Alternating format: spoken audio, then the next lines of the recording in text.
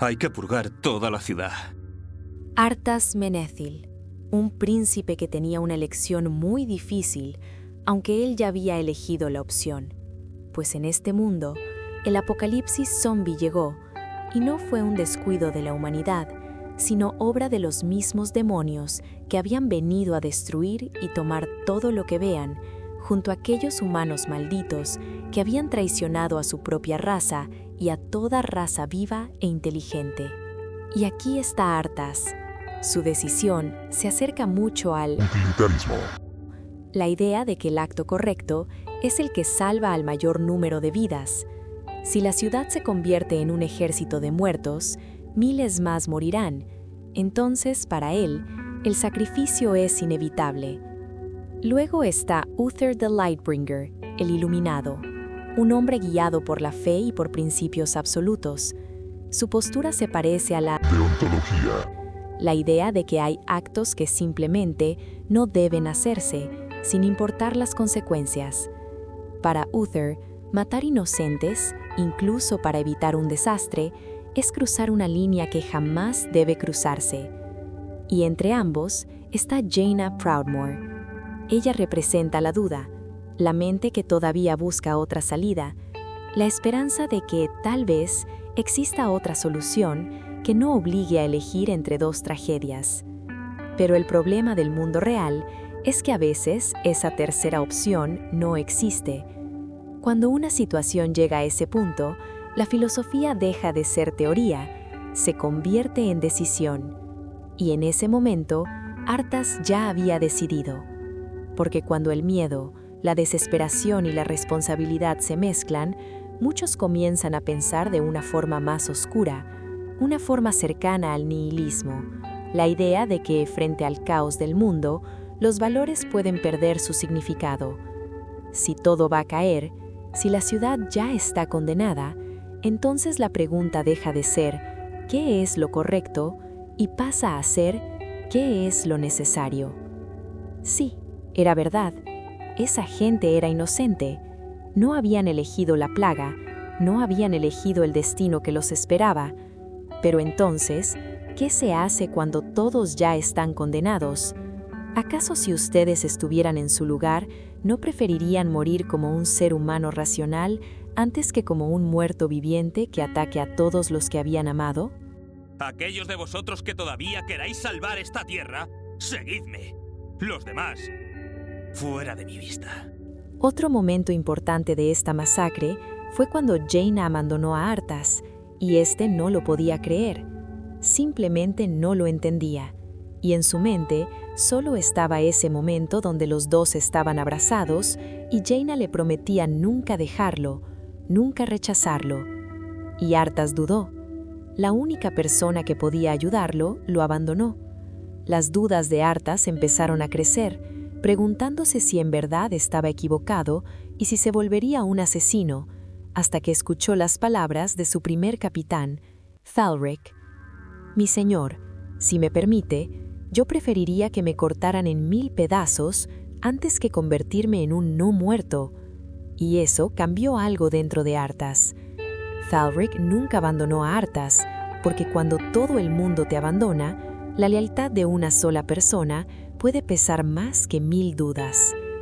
Arthas seguía sintiendo asco, seguía sintiendo miedo, pero también sentía algo peor, la certeza de que no había otra opción.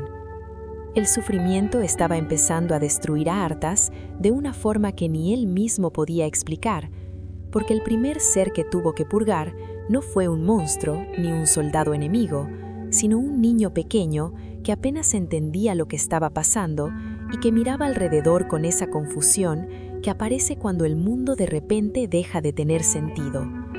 Y lo más perturbador de todo era que, en cierto modo, ese niño representaba exactamente lo mismo que sentía Arthas en ese momento.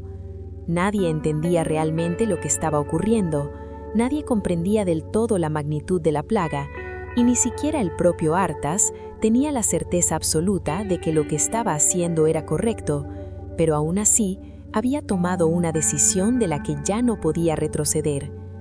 Mientras la purga avanzaba, Arthas sentía algo que para un paladín era incluso más aterrador que la propia plaga, la sensación de que la luz lo estaba abandonando, como si el fuente espiritual que guiaba a los paladines ya no pudiera acompañarlo por el camino que había decidido tomar.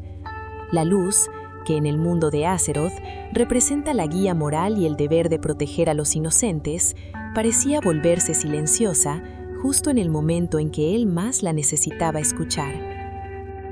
Ese conflicto es profundamente similar al dilema que aparece en muchas historias, donde un héroe comienza a cruzar límites que antes juró no cruzar, como a Eren Jaeger en Attack on Titan, cuando llega a la conclusión de que para salvar a su gente tendrá que cometer actos que antes consideraba impensables, o incluso con Light Yagami en Death Note, cuando empieza a convencerse de que el mundo necesita un tipo de justicia que ya no respeta las reglas morales tradicionales.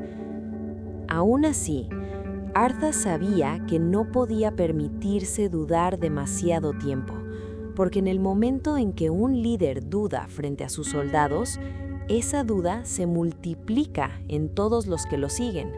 Si él vacilaba, sus hombres también lo harían, y entonces todo el plan se derrumbaría. Por eso decidió ocultar su propio sufrimiento tanto como pudo. Lo más inquietante es que, en el fondo, Arthas deseaba que los aldeanos pelearan, que intentaran defenderse, porque eso habría activado el instinto de supervivencia de sus soldados y habría transformado la escena en algo más parecido a una batalla, algo donde el miedo y la adrenalina reemplazan a la culpa. Muchos de los aldeanos ni siquiera podían entender contra quién estaban luchando, y aunque algunos intentaban resistir, la diferencia era demasiado grande. Campesinos desesperados enfrentándose a soldados entrenados y armados, hombres que estaban convencidos de que estaban participando en un acto necesario para salvar al mundo. Porque cuando una causa parece lo suficientemente importante, incluso las personas buenas pueden convencerse de que están haciendo lo correcto mientras cometen actos que, en cualquier otro contexto, serían imposibles de justificar. El acto final de esta tragedia llegó cuando apareció Mal'Ganis. Su presencia dominaba el lugar de una forma casi sobrenatural, enorme, con cuernos curvados hacia adelante y colmillos afilados que parecían diseñados para recordar constantemente que aquello no era solo una guerra, sino una invasión del mismo infierno.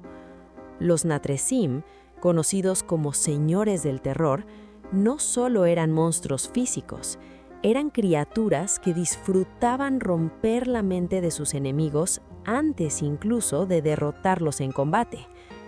Para Arthas, verlo frente a él significaba algo más profundo que enfrentar a un enemigo.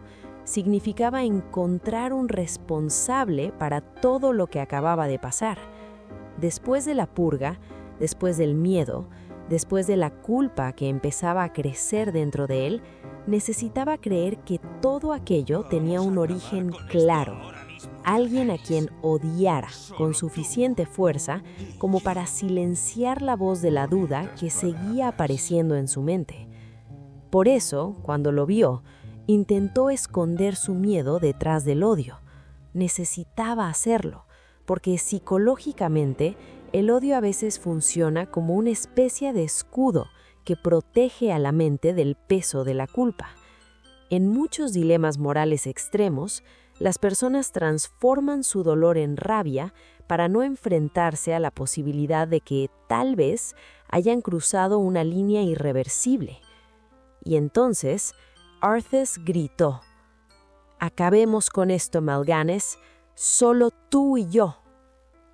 Y ahí aparece un paralelismo que se repite en muchas historias donde un héroe comienza su caída. Algo muy parecido ocurre con Anakin Skywalker cuando la manipulación de Palpatine lo empuja lentamente a cometer actos que antes jamás habría imaginado. También recuerda a la espiral mental de Eren Yeager en Attack on Titan, donde el odio comienza a reemplazar la reflexión moral. Arthas intentó atacar una y otra vez, golpeando con su martillo mientras la rabia se mezclaba con el agotamiento, hasta que finalmente quedó temblando, sudando, repitiendo casi como una promesa obsesiva una sola frase, que lo perseguiría hasta los confines de la tierra. Arthas hizo algo que probablemente sea una de las decisiones más horribles que un líder podría tomar: la purga de una ciudad entera, para impedir que la plaga se extendiera y matara a miles más.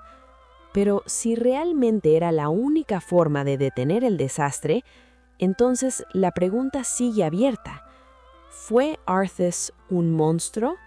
¿O fue un héroe que tomó una decisión que nadie más tuvo el valor de tomar? Y esa duda, tal vez, es lo que hace que esta historia siga siendo tan perturbadora incluso hoy.